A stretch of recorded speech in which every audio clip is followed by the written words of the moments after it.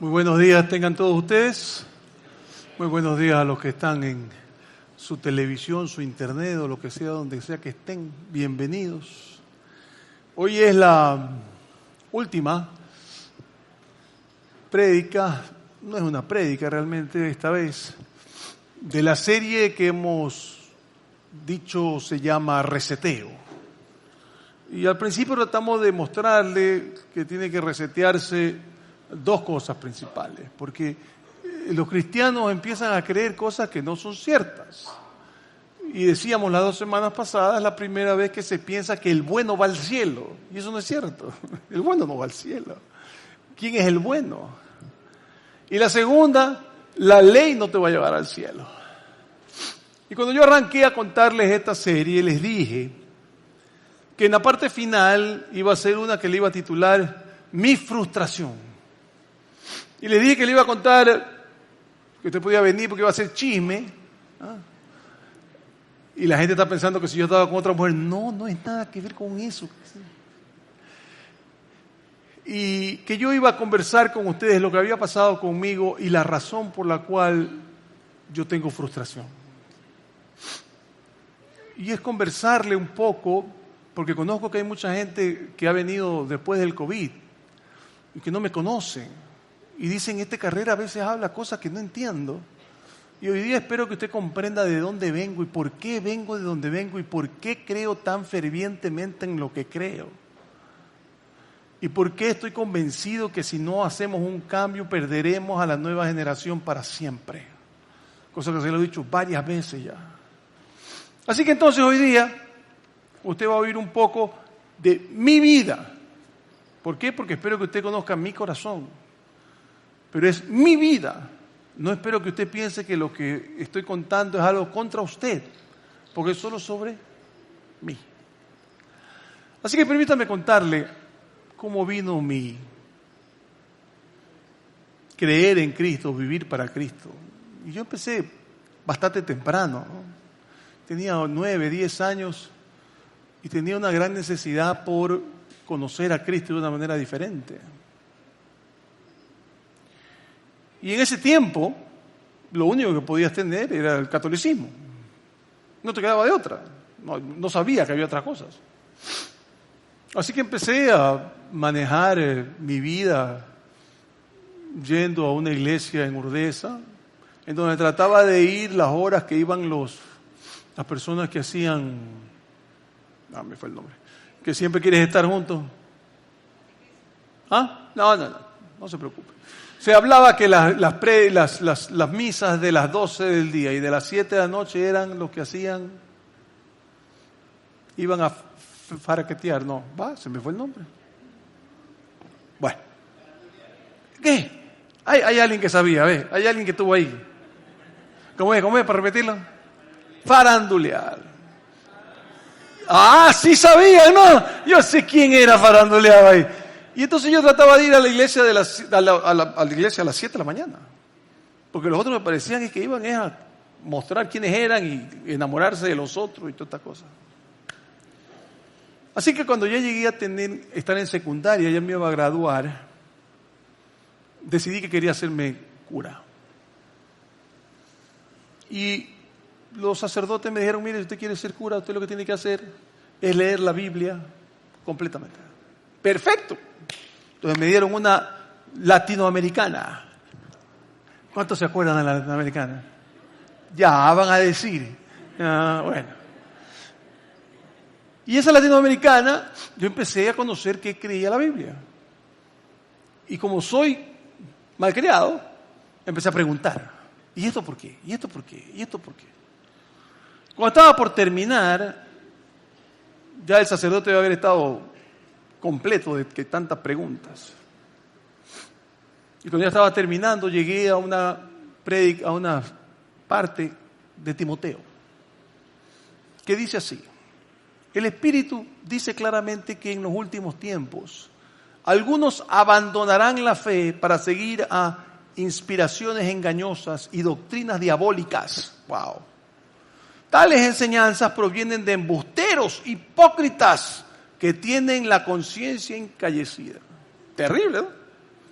Y le dice, prohíben el matrimonio y no permiten comer ciertos alimentos que Dios ha creado para que los creyentes conocedores de la verdad los coman con acción de gracias. Todo lo que Dios ha creado es bueno y nada es despreciable si se recibe con acción de gracias.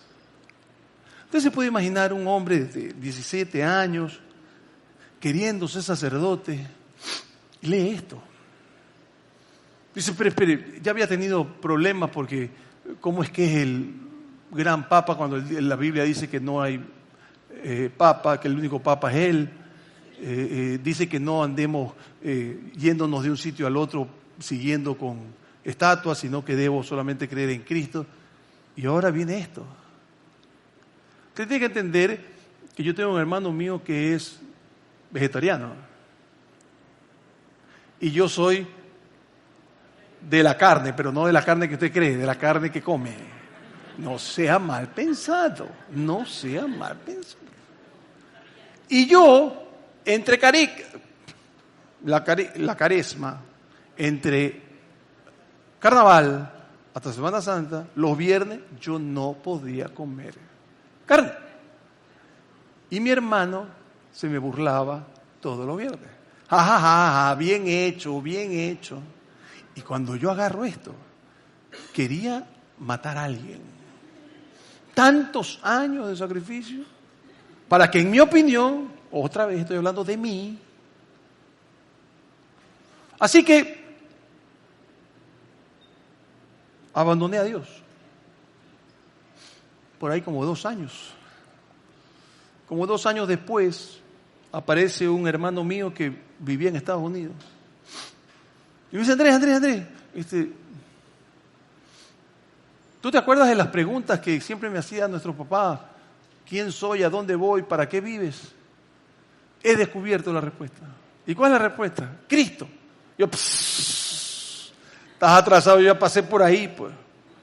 Me dice, para. No te he dicho religión. Te he dicho Cristo. Y que hay otra forma de entenderlo. Léelo, pero no vuelvas no veas lo que la religión cree, solamente lee y decide. Y en ese momento yo estaba enamorado de quien hoy es mi esposa, que cumplimos este año 40 años ya. Pobrecita mi mujer. Y ella empezó a tener necesidad de encontrar a Dios y juntos empezamos a tener estar en un grupo de hogar que nos llevó a conocer el Evangelio realmente. Pero lo que hacían los que yo llamaba en ese tiempo evangélicos, lo que tú tenías que hacer era ir a una iglesia, que después descubrí que no se llama iglesia, que debe llamarse templo, porque iglesia es el movimiento que hizo Cristo, que es sobre comunidad. Pero lo que nosotros hacíamos era ir a un templo. Y entonces, dele, pues, si eso es lo que hay que hacer, vamos a hacerlo. Y entramos. Y vino mi segunda gran frustración. Empecé a entender que era uno de los pocos que me interesaba evangelizar a otras personas. Llego a este sitio, salimos de un rato como ahorita, y salgo a decir, bueno, ¿a quién le vamos a caer encima? No, pues si nosotros somos amorosos, nos abrazamos, somos felices, contentos, y hasta ahí llegamos. Evangelizar no es una necesidad. Ahí de repente los miércoles en la noche, en ese tiempo, vamos a recoger gente, que después eso terminó en que después invitaban a comer un sándwich y una Coca-Cola a los que iban por Urdesa, y terminamos que la gente se iba a comer y fue un fracaso total, ¿no? Fracaso total. Porque yo tenía en mi cabeza la orden de Cristo.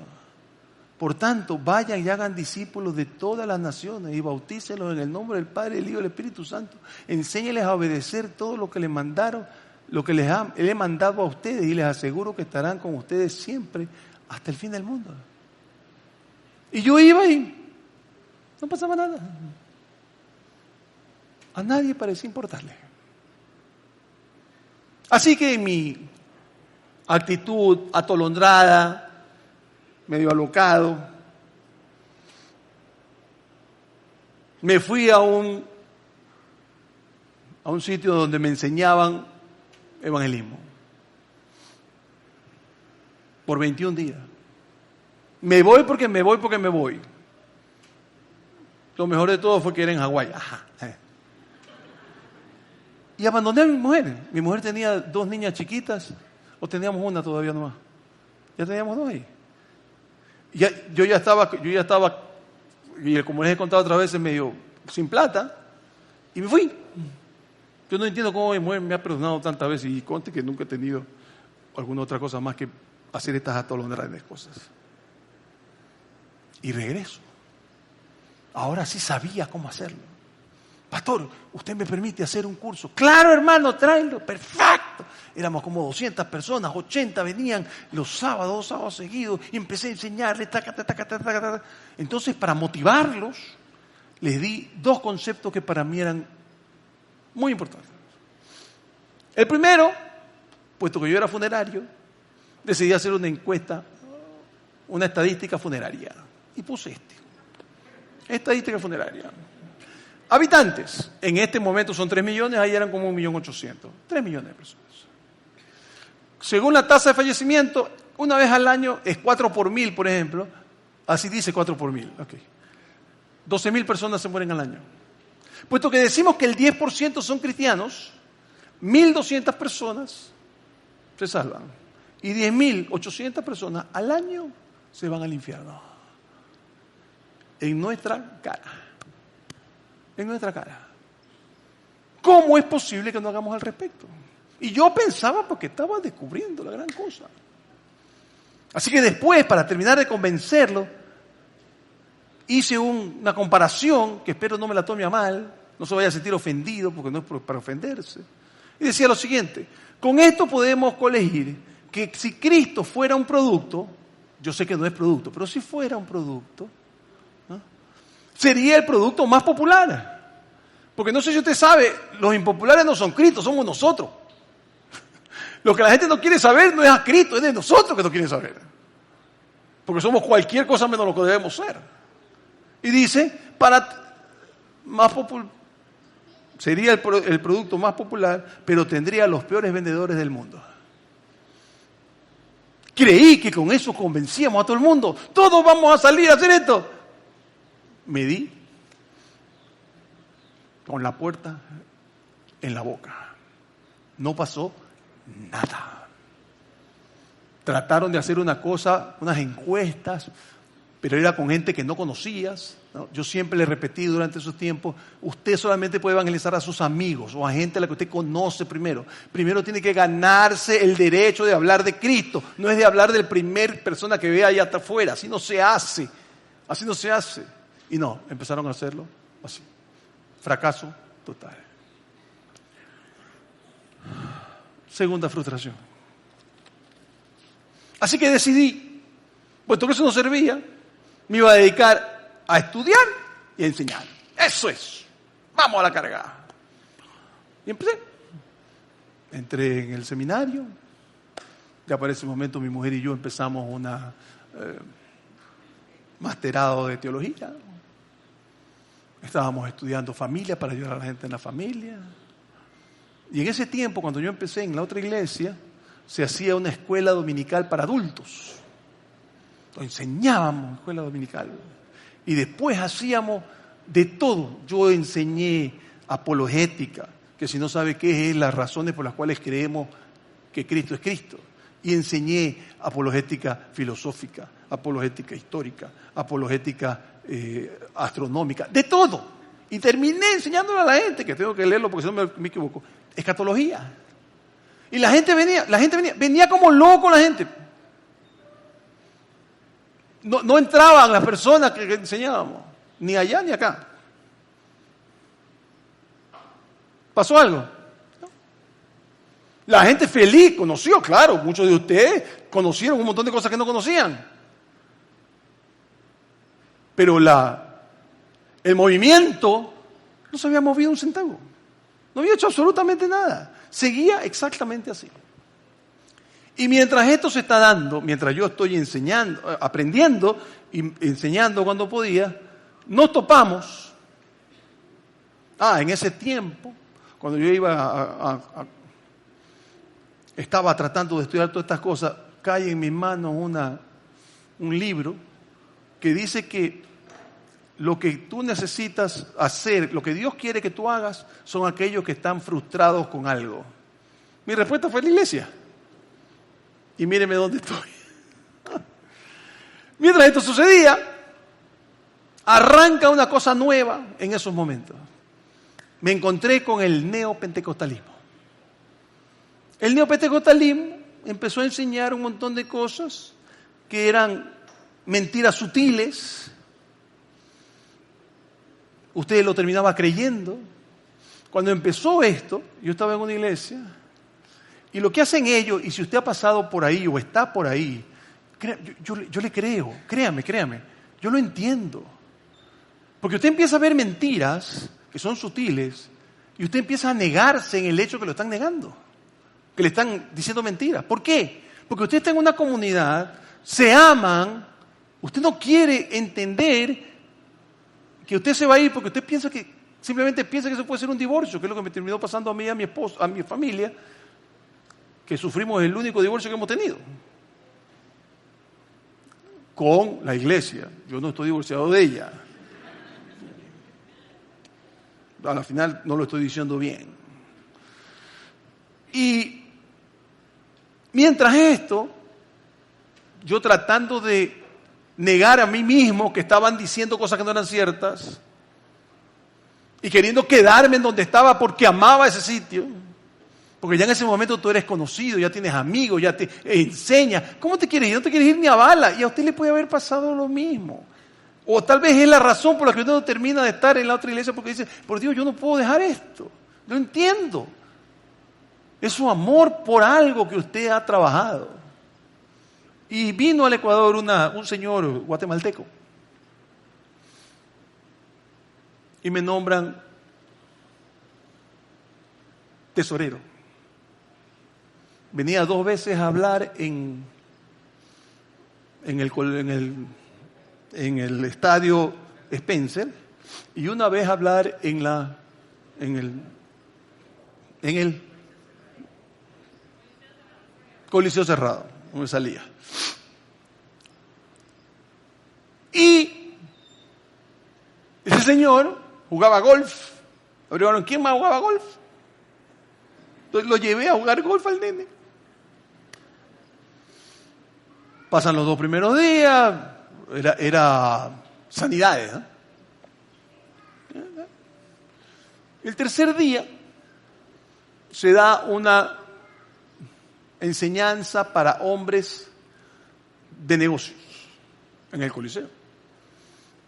Tocamos todas las platas, teníamos todo listo y yo me pude salir. Esa cosa que yo no había escuchado nada, me pude salir. Y te puedo decir el sitio exacto donde me paré. El Coliseo Cerrado tiene una valla así, ¿no?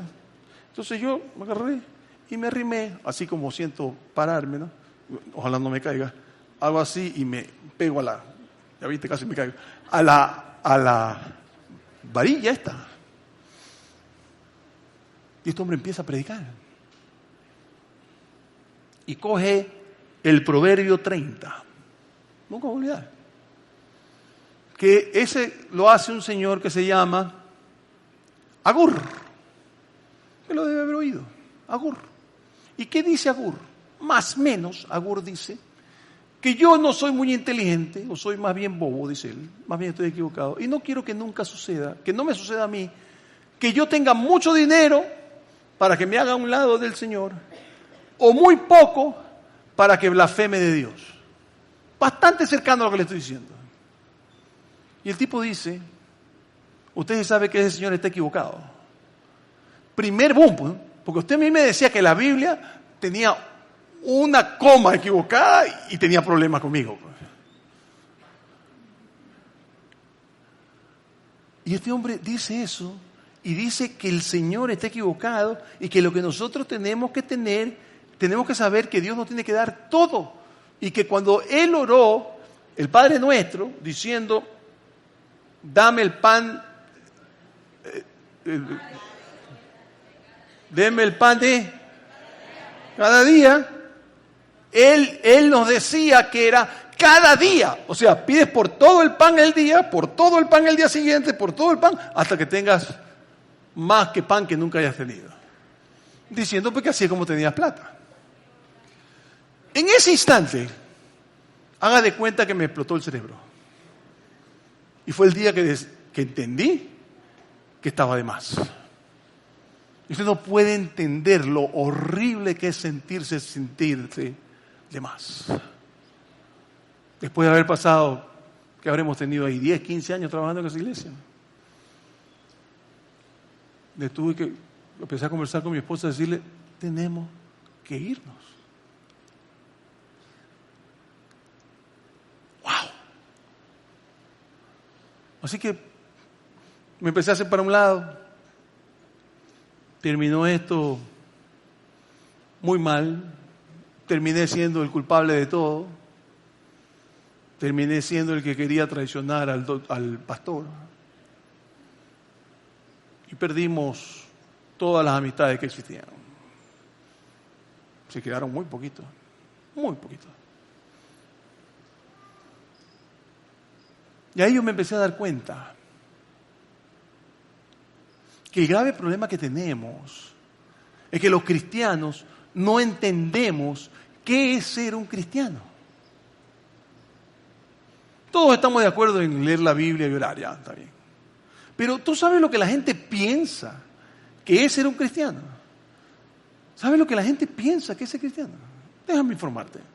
1, piensan que es obligación ir al templo, a la iglesia. ¿Tú crees que si no vas a la iglesia, andas en problemas? Y si no vienes por 3, 4 semanas y te encuentras con una hermanita, la hermanita te queda mirando. No te veo hace tiempo. Has de estar muy ocupado para venir a la casa del Señor. Y yo pegaba unos sustos, Dios mío santo. ¿Por qué? Porque para ellos, me imagino que deben suponer que cuando nosotros venimos, viene el Señor Jesucristo, carrera, Villa crece, tal persona no vino, ponle un punto, a la próxima lo agarramos. Eso es lo que creen. Y entonces nosotros llegamos a creer, a estar convencidos que ir al templo, porque ni siquiera es la iglesia otra vez le vuelvo a repetir, es la comunidad. Pero usted tiene que ir al templo y tiene que entrar al templo todos los domingos. No es el movimiento, pero la gran mayoría de los cristianos que están aquí, que están en otras iglesias, están convencidos de que tienen que ir a la iglesia. ¿Es lindo venir a la iglesia? Claro. Venga a la iglesia, por supuesto. Cantamos lindo, oramos juntos, nos sabemos que estamos todos juntos. Es extraordinario. Pero obligatorio no es. No es. Entonces, cuando vino el COVID, la gente realmente no sabía qué hacer con su vida. Segundo, los cristianos todos dan diezmo. Cuando yo empecé en cristianismo, ya era así. El neopentecostal lo hizo peor. Pero en ese tiempo usted iba a la iglesia y usted, la primera semana de cada mes, venía una lista de todos los que habían diezmado. ¿Se acuerdan? Alguno de ustedes tiene que haber estado ahí. ¿Verdad? Y si usted no estaba, ya se lo miraban, ya lo miraban chueco. ¿No? Usted tenía que estar. ¿Quiénes están en el diezmo? Tal. Oye, y el hermanito tal no ha dado diezmo este año. Bueno, seguramente lo debe para el próximo. No tengo idea. Cuando llegan los neopentecostales, lo pusieron peor. Porque ahora, no solamente la obligación, ahora no tendrás una bendición si es que no das tu diezmo. O sea, vamos por partes. El Señor no te va ni a mirar a ver. Ni a mirar a ver. O sea, no tengas el ser soberbio pensando que Dios te va a parar bola si tú no diezmas primero. No tiene que diezmar. Pero Carrera es su locura. Espérese. Vaya por favor a YouTube y ponga pastores sobre los diezmos. Y hay 10 pastores, 10, de los famosos, que dicen que el diezmo no se debe hacer. No me lo crea a mí. Por último, usted tiene que ser generoso, por cierto. Pero déjeme decirle que la iglesia ya no existe porque el templo de Jerusalén, un comandante romano lo reventó. No quedó nada, sino una cosa que se llama el Muro de los Lamentos. No hay a quien darle diezmo. ¿A quién le damos diezmo? A la iglesia. ¿Por qué? ¿Quién dice que sí? Eso no es lo que dice ni el Antiguo Testamento siquiera. Pero lo que sí dice el Nuevo Testamento es que nosotros tenemos que ser generosos con las personas que son como yo. Y que tenemos que ayudar hasta lo que falte a las personas que están en necesidad. Pero no, para mí es más fácil hacer un negocio con Dios. Yo te doy el 10%, tú me das el 100%, no sé cuánto será. Buen negocio sí es. Pero la gente está convencida que el diezmo es ser cristiano. Número 3, confía en las bendiciones económicas de Dios. Le voy a contar algo, por favor, si usted lo hizo, no se ofenda.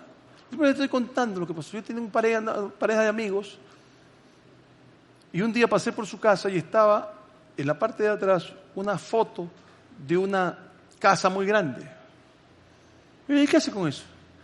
Es que estoy orándole a Dios, viendo la casa. ¿Qué quiero? Estoy declarando, Dios santo, declarando que esa casa va a ser mía. Y le digo, ¿esa particular? No, pues una igualita. Ah, ok.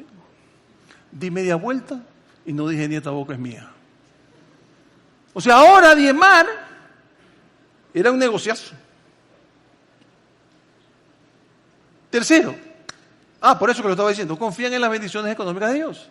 Si usted no está recibiendo bendición, es porque usted no tiene fe. Entérese. Hombre sin fe. Pues si usted tuviera fe, usted tuviera todo. Por supuesto es mentira, ¿no? Espero que lo entienda con claridad. Menor sentido.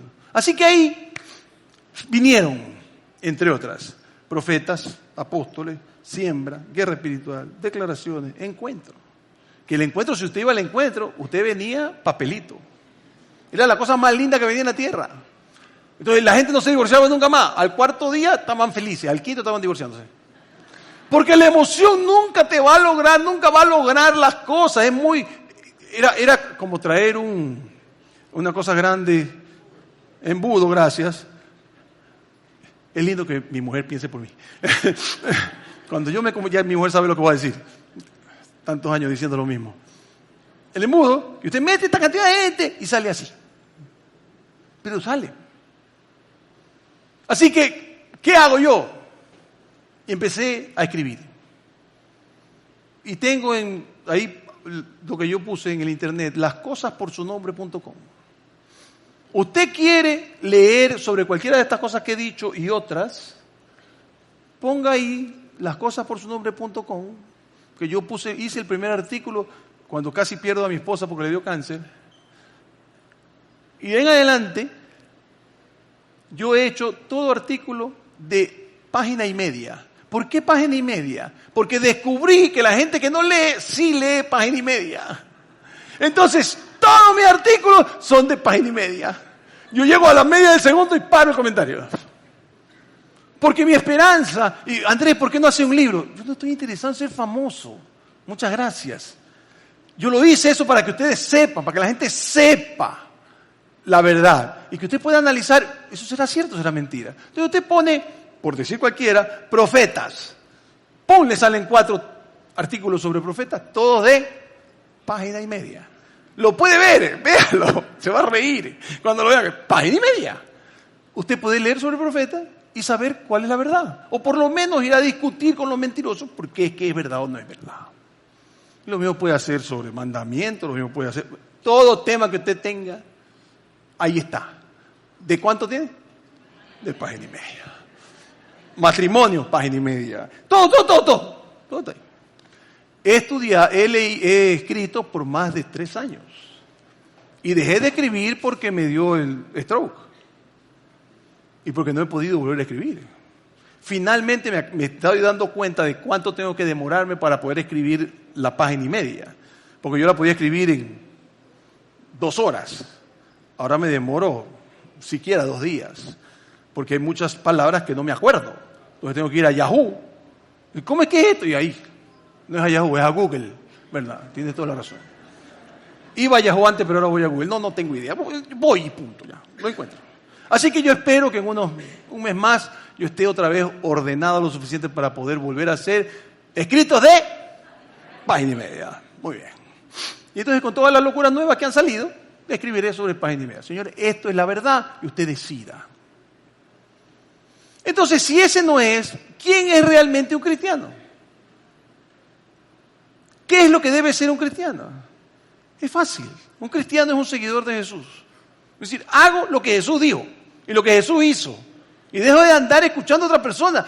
Cristo dijo, vale. No dijo Cristo, no me importa. Pero es que no, mira que si tú piensas en David y Goliat, y la piedra llegó a tal forma, eso quiere decir que... Una historia es una historia. Deje de hacerme cuentos.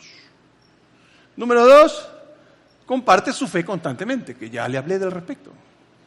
No puede haber un cristiano que no comparta su fe. Por favor, no le empiece a gritar a la gente. Conozca a un amigo y después háblele al respecto. Y háblele sin Biblia delante. Cuente su historia, como le estoy contando yo mi historia ahorita a usted. Y 3, pues obviamente los 2, 3 y 4, que son obvios. Ama a Dios con todo tu corazón, con toda tu alma y tu voluntad, y ama al prójimo como Cristo lo ama. Así dice el versículo Marcos 12, dice Cristo, uno de los maestros de la ley, se acercó y los oyó discutiendo.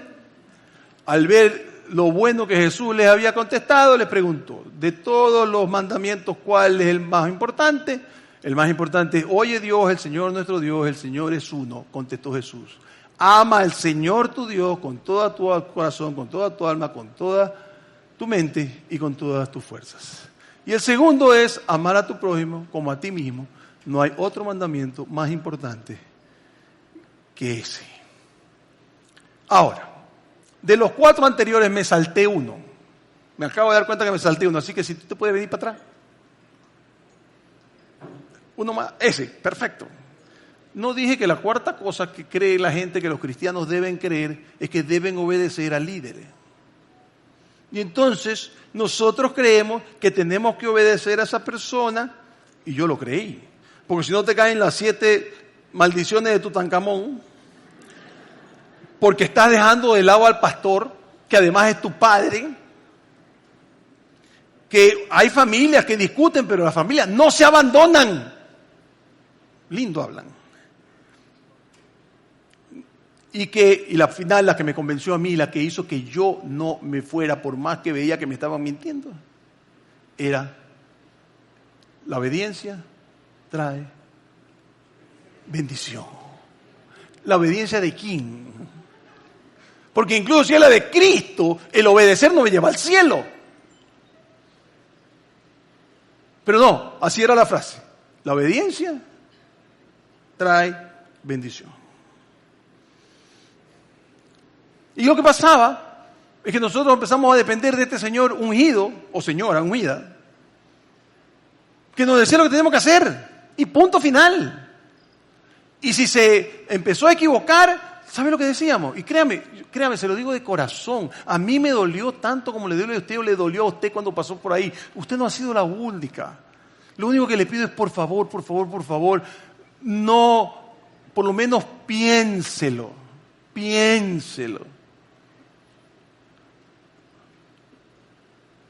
Y cuando nosotros hablábamos de este tipo, nos decía que yo no podía renunciar a mi líder, porque mi líder era el ungido, y era si pasaba algo, él cometía un error, era entre Dios y él. Y que yo no tenía que hacer nada. Que si el ungido decía sí, ya él se dará cuenta cuando esté equivocado. Pero es su responsabilidad, no la mía. Y ya está. Pero yo no le discuto al ungido.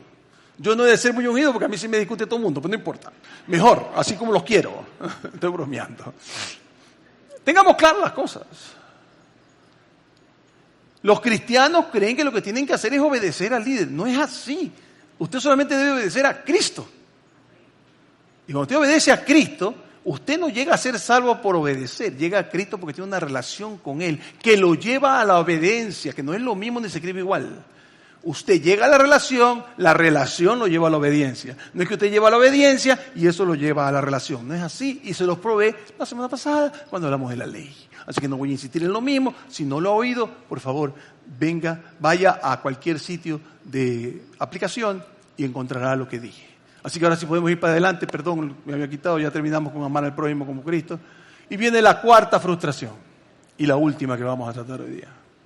La búsqueda de la comunidad. Yo llego a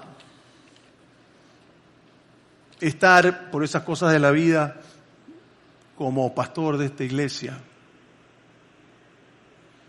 y empiezo a discutir con amigos nuestros que nos reunimos cómo hacemos una comunidad.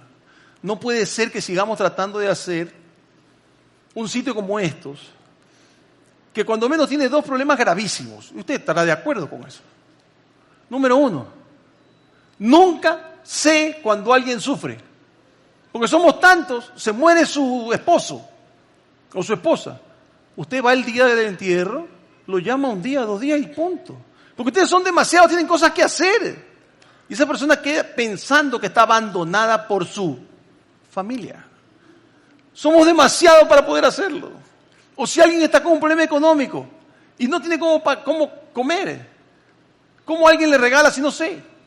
No, para eso pongo yo el diezmo o algo parecido, la donación, para que el pastor se dé cuenta y haga. Pero yo no sé, pues.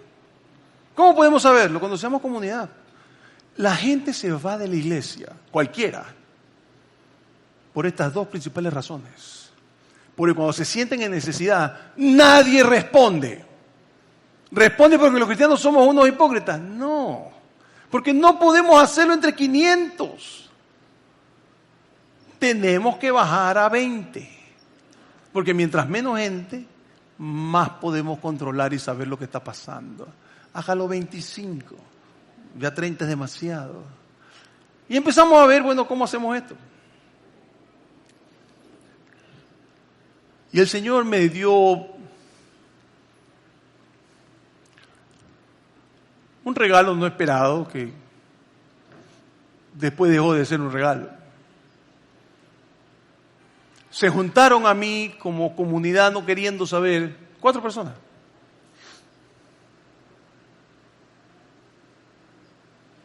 Y ya ninguno de los 4 está. El primero era un pastor que se enamoró de otra mujer y se fue.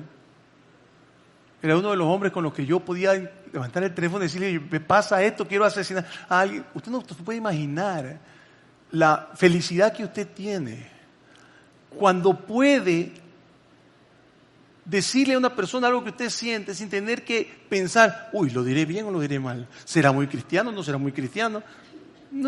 Y me pongo la máscara. No, usted no sabe lo impagable que es tener una persona que usted puede abrir su alma. El segundo de ellos se conoció conmigo y por mucho que éramos amigos me decía pastor. Dijo, ¿por qué me dice pastor? Y realmente nuestro principal problema de los dos como padres era que eran contemporáneos de mi hijo y los hijos de él. Entonces hablábamos mucho, vamos a perder la nueva generación, ¿qué hacemos? Y él venía, pastor, ¿qué hacemos? ¿Y qué tal este? ¿Y qué tal el otro? Y hablábamos al respecto. El tercero no estaba tan seguro de que yo lo estaba haciendo bien. Pero era esa gente que usted tenía que llamar porque te motivaba siempre. Tú podías llamarle y decirle, estoy en esto, y él podía creer que lo que usted está haciendo es que equivocado. Esa no era su problema. Su problema era ponerle gasolina de avión y mandarlo a volar de nuevo. Era increíble pero con él. Y el cuarto, que fue mi amigo en todas las cosas, conoció la iglesia antes que yo, cualquier iglesia antes que yo, y sabía los problemas de la iglesia y podía soñar, o permitirme soñar, porque él no se quería meter, porque cuando se metió le dieron un golpe espiritual y no quiso volverse a meter. Pero siempre estaba ahí. Y si yo lo llamaba, necesito, ahí está. Con esos 4, yo entendí que la comunidad es el mayor regalo que Dios nos puede dar. Nunca llegamos a ser oficialmente una comunidad, pero éramos 4 personas que más o menos en el mismo sitio conversábamos. Y yo podía decirle a cada uno de esos 4 lo que yo sentía, lo que yo sufría, lo que yo tenía como error, sin ningún problema. Y yo pregunto, ¿no es eso lo que necesitamos? ¿No es exactamente eso lo que necesitamos? Y ahora que yo trabajo con un grupo de gente entrañable para mí, y estamos pensando en esto de formar las casas de iglesia precisamente por formar comunidades, una de las primeras cosas que hablamos siempre fue, ¿no será lo mejor para las nuevas generaciones entre 20 y 35, 38 años? Entender que él no tiene que escoger entre ser pastor o abogado, a menos que quiera, sino que puede hacer ambas cosas. Usted sabe lo que sufren algunos muchachos, tal vez otros no, solo pensando que si me hago pastor dependo de que otra gente pague el diezmo para que yo cobre, si no, no cobro. ¿Por qué? Y perdemos a gente entrañable que sí podría hacer las dos cosas si solamente tiene 20 personas o 18 personas y consigue que los 18 evangelicen y que los 18 se formen en otro grupo de 18 más. Usted sabe lo que es tener comunidad. Si usted no lo ha sentido nunca, si usted no ha sentido nunca el hecho de tener una persona a la que le puede contar cualquier cosa, usted no sabe lo que se pierde. Yo tuve 4.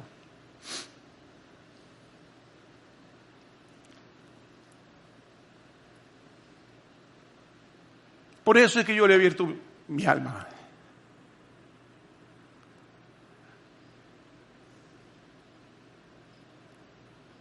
Porque eso es lo que genera lo que la nueva generación se va a perder.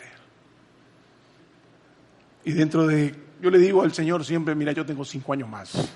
Porque yo no quiero ser pastor hasta los 90. O sea, allá hay otra gente que le gusta. Yo a los 65, hermano, ya.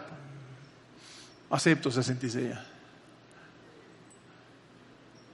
Y le digo, yo tengo que dejar esto por lo menos saltando. Y lo único que estoy diciendo, por favor, hagan comunidad. Entiendan que ahí está la gran joya que no estamos apoyando. Por eso, es que yo les decía una y otra vez, se lo he dicho a las 2 anteriores, se lo voy a decir ahorita. El versículo que he traído en cada una de las partes de la serie, que dice, porque tanto amó Dios al mundo, que dio a su Hijo unigénito, para que todo el que cree en Él no se pierda, sino que tenga vida eterna. Dios no envió a su Hijo al mundo para condenarlo, sino para salvarlo por medio de Él.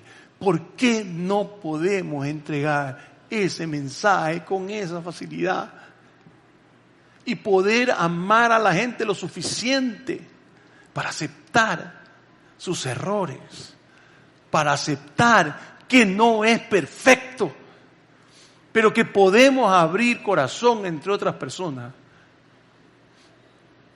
Y si usted llega a ser uno y empieza a armar 10, 12, 15, 18 y los divide y empieza a manejar este asunto, usted se va a dar cuenta que mi esperanza es que yo, antes de que me muera o antes de que me retire, yo me conformo con que tengamos, tal vez soy muy abusado, pero tuviéramos 100. 100 de 200 son 2,000 personas y mi matemática está bien. ¿Sí, no? Sí. Alguien que sea matemático, 100 por 200 es 2,000, ¿verdad? 2,000 personas. Tener 2,000 personas. Todos sabemos quiénes somos. Pero no estamos en un templo. Si venimos al templo, si usted quiere venir, venimos encantados. Pero por Dios, usted sabe lo que es tener una comunidad de 18 o 20 personas que si uno de ustedes se enferma, estarán los 18 ahí atrás de usted, diciendo qué tienen que hacer para resolver el problema. Porque son la verdadera familia. Tener 500 no puede ser familia.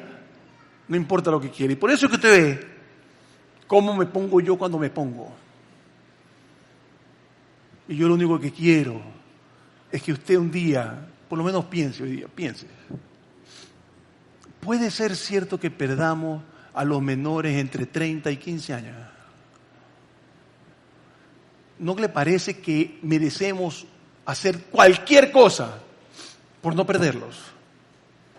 Si usted coja a un muchacho entre 15 y 30 años que esté sentado ahí y dígale, ¿a usted le gusta venir a la iglesia? Lo que le van a contestar es que no, que es aburridísimo. ¿Por qué? Porque yo no me conozco ser una comunidad. Usted y yo creíamos lo que nos decían, pues. Mis hijos no, gracias a Dios. Pero podemos decirlo diferente. Por eso quiero dejarlo con este pensamiento de Keller, que dice así: el Evangelio son buenas noticias sobre lo que se ha hecho para salvarte, no lo que tienes que hacer para salvarte a ti mismo, porque además no puedes salvarte a ti mismo. He decidido por eso hoy día abrirles mi corazón. La esperanza es que usted decida que hay muchachos que merecen que yo haga algo. Y hoy, para cerrar, les vamos a decir, le decimos a Dios que estamos para ti. Esa es mi esperanza, que lo haga con ellos. Muchas gracias.